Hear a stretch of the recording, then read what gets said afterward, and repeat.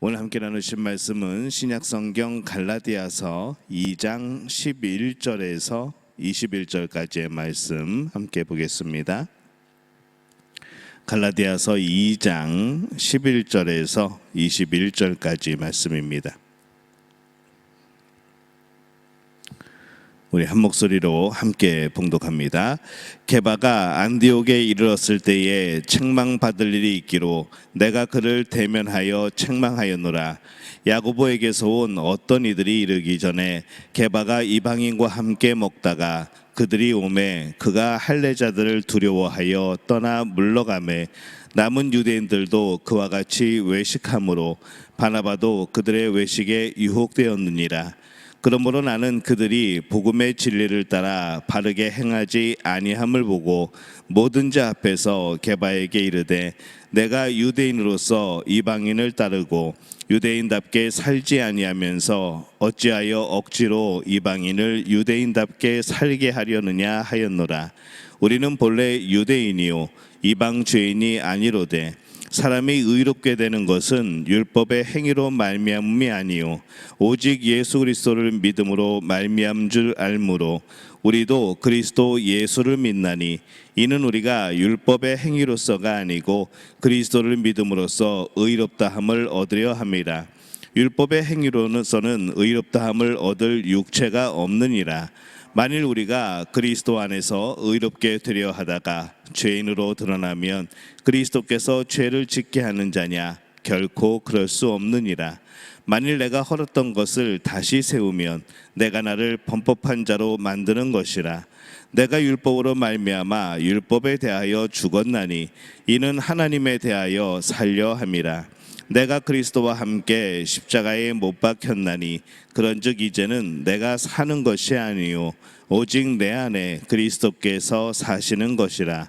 이제 내가 육체 가운데 사는 것은 나를 사랑하사 나를 위하여 자기 자신을 버리신 하나님의 아들을 믿는 믿음 안에서 사는 것이라.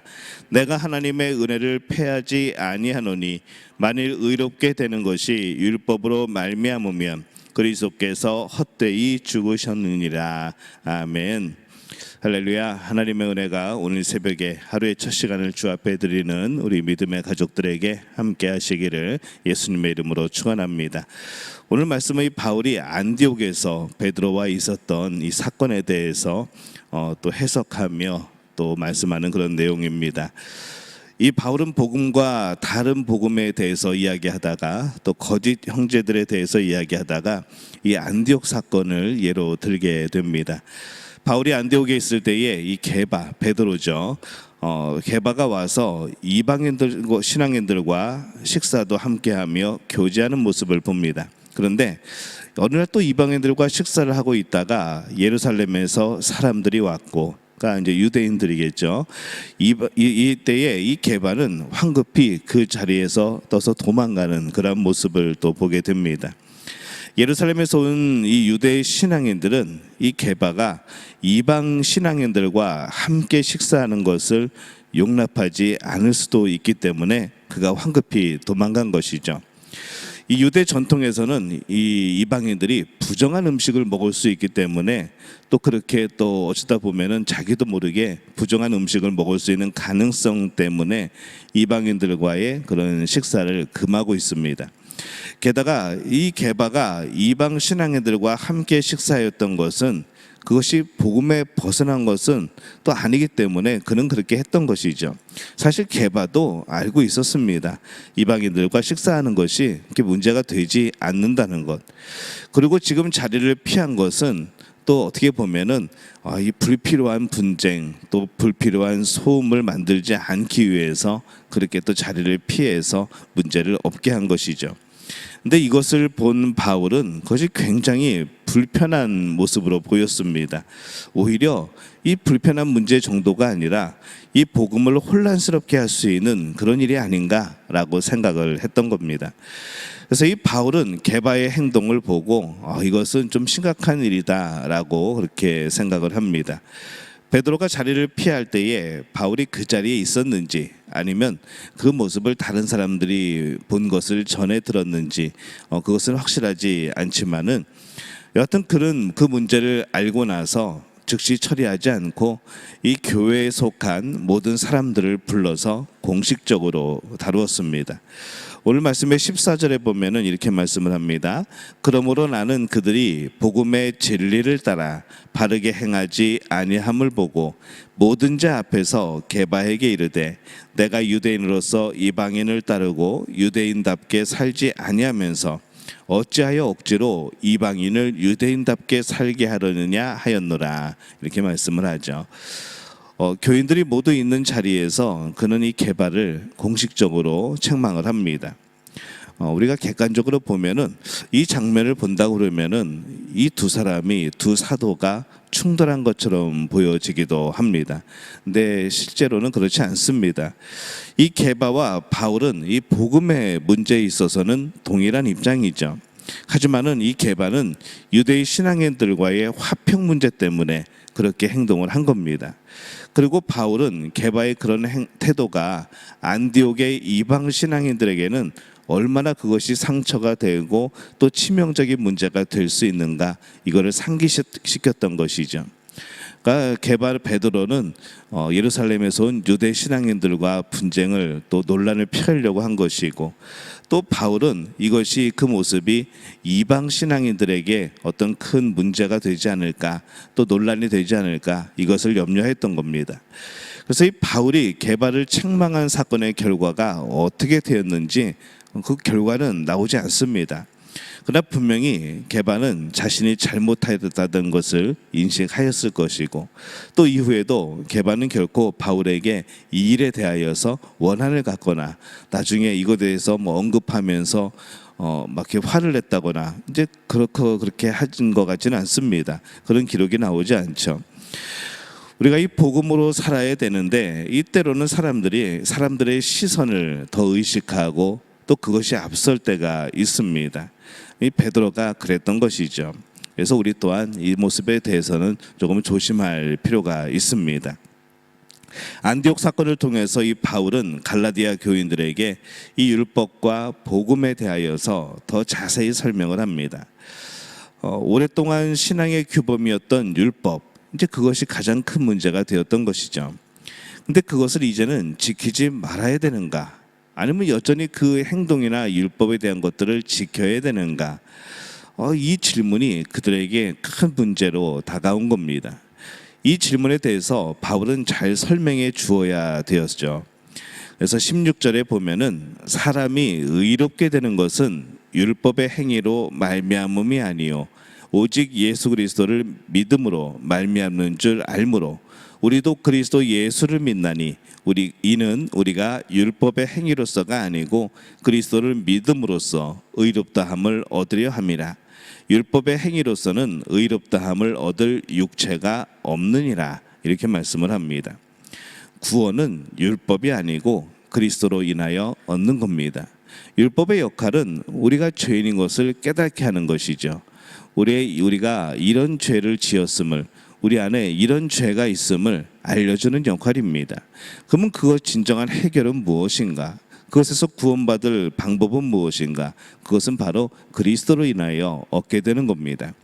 그래서 구약 시대나 이 신약 시대나 모든 시대의 구원은 오직 예수 그리스도로 인하여 얻게 되는 겁니다. 모든 율법은 그리스도 안에서 해석이 되어야 되는 것이죠. 그리스도가 없는 율법은 어느 것으로도 구원함을 받을 수가 없습니다. 율법은 오직 그리스도 안에서만 완성이 되기 때문입니다. 오늘 말씀의 19절에 보면은 내가 율법으로 말미암아 율법에 대하여 죽었나니 이는 하나님에 대하여 살려 함이라 라고 말씀을 합니다. 그럼 신앙인들이 마음에 두고 따라가야 되는 것이 무엇인가? 이것에 대해서 오늘 이렇게 말씀을 하는 것이죠. 안디옥의 이방 신앙인들이나 예루살렘의 유대 신앙인들이나 이 갈라디아의 이방 신앙인들 모두가 신경 써야 하는 가장 중요한 것이 무엇인가? 그것은 바로 그리스도라고 바울이 선포를 합니다. 율법에 대해서 죽었다. 그러나 그것이 반율법적인 것을 의미하는 것은 아닙니다. 율법에 대해서 죽었다고 그래서 율법을 지키지 않아도 된다라고 말하는 것이 아니라는 것이죠. 그리스도 밖에 모든 율법을 그거는 지키지 않아도 된다라는 겁니다. 그리스도 밖의 모든 율법은 그것이 온전치 않다는 것이죠. 그가 이제 온전히 신경 쓰는 것은 무엇인가 하면은 오직 그리스도입니다. 정말 그리스도, 예수 그리스도를 사랑한다면 율법을 더욱더 지키게 되지 않겠습니까? 우리가 하나님을 더욱더 사랑한다면 하나님의 말씀을 지켜나가지 않겠습니까? 하나님을 사랑하지 않으면서, 예수 그리스도를 사랑하지 않으면서 성경의 말씀들이 나를 얽매인다고, 율법이 나를 얽매인다고 그렇게 핑계하는 경우가 많은 것이죠. 정말 하나님을 사랑하는 사람들은 율법이 문제가 되지 않습니다. 정말 예수 그리스도를 사랑하는 이들은 그 율법이 문제가 되지 않는 것이죠. 왜냐하면 그 율법은, 그 말씀은 나를 하나님의 뜻 안에서 살아가게 하는 또 하나의 은혜로운 길이 되어지기 때문에 그렇습니다. 율법을 지키지 않으려니까, 하나님을 사랑하지 않으려니까 여러 가지 문제들이 생겨나고 여러 가지 것에 대해서 불만이 생겨나고 그러는 것이죠. 그러니까 정말 중요한 것이 무엇인가? 이 바울은 본질을 얘기합니다. 그 본질은 그리스도라는 겁니다. 하나님에 대하여 살려 함이라. 이제 온전히 신경 쓰는 것은 그리스도 예수라는 것이죠. 그가 율법에 제한되어 있으면 하나님의 법을 제대로 이룰 수 없었습니다. 지금 갈라디아 교회가 그런 모습입니다. 뭔가 섬기려고 하는데 잘 안 되는 것이죠. 율법이 계속 걸립니다. 근데 가만히 보니까, 율법을 따지다 보니까 그 안에 그리스도가 그리스도가 율법을 완성시키는 모습이 되어야 되는데, 그 율법 때문에 그리스도를 믿는 신앙이 또 흔들려지게 되는 것이죠. 주객이 전도가 된 겁니다. 그래서 신앙인은 오직 하나님에 대하여 살아야 됩니다. 율법은 하나님에 대하여 살기 위한 그런 길인 것이죠. 그 율법의 완성을 예수 그리스도께서 하신 겁니다. 오늘 갈라디아서 2장 20절에 그래서 이렇게 말씀을 합니다. 내가 그리스도와 함께 십자가에 못 박혔나니 그런즉 이제는 내가 사는 것이 아니요 오직 내 안에 그리스도께서 사시는 것이나 이제 내가 육체 가운데 사는 것은 나를 사랑하사 나를 위하여 자기 자신을 버리신 하나님의 아들을 믿는 믿음 안에서 사는 것이나 라고 길을 제시를 합니다. 내가 그리스도와 함께 십자가에 못 박혔다라는 것은 내가 주인이 되어서 아둥바둥 하던 것이 죽고 이제는 그리스도가 주인이 되었다는 것을 의미를 합니다. 우리는 내가 주인이 된 율법 준수가 아니라 그리스도가 주인이 되어지고 그리스도와 동행하는 사람들이 되어야 하는 것이죠. 우리에게 율법이 중요한 것은 그리스도와 함께 동행하기 위한 것이지, 그리스도가 없는 율법은 죽은 율법이 되어집니다. 그리스도 안에서 율법을 지키며 살아가야 되는 것이죠.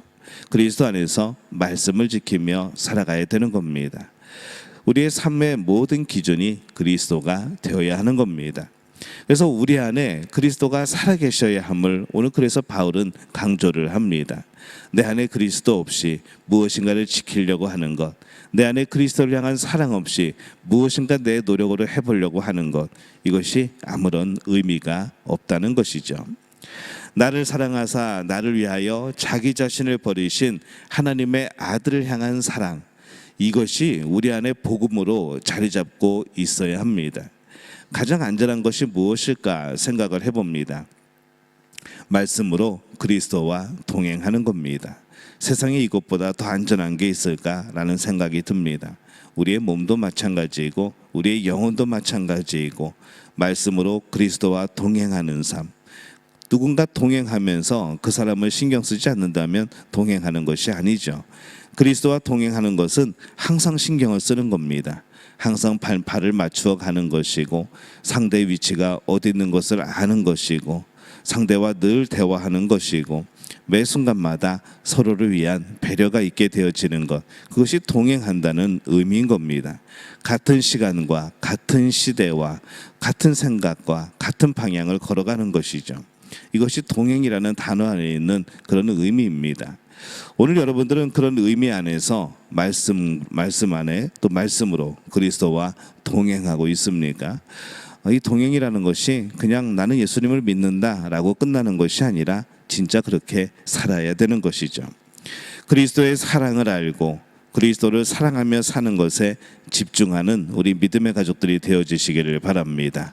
예수님이 원하는 방향이 어디인가? 또 예수님이 무엇을 하려고 하신가? 또 나에게 어떤 말을 걸어오시는가? 또 나를 향하여서 어떤 사랑을 베풀고 계시는가? 늘 우리는 주님이 신경 쓰여야 되고 늘 주님을 인식하고 살아야 됩니다. 예수님 옆에 내 위치가 어디인가를 늘 우리는 기억하고 발견해야 되는 것이죠. 오늘 예수님과 동행하는 삶, 진정으로 우리의 모든 것을 통틀어서 주님과 동행함을 경험하는 우리 믿음의 가족들이 되어지시기를 예수님의 이름으로 축원합니다.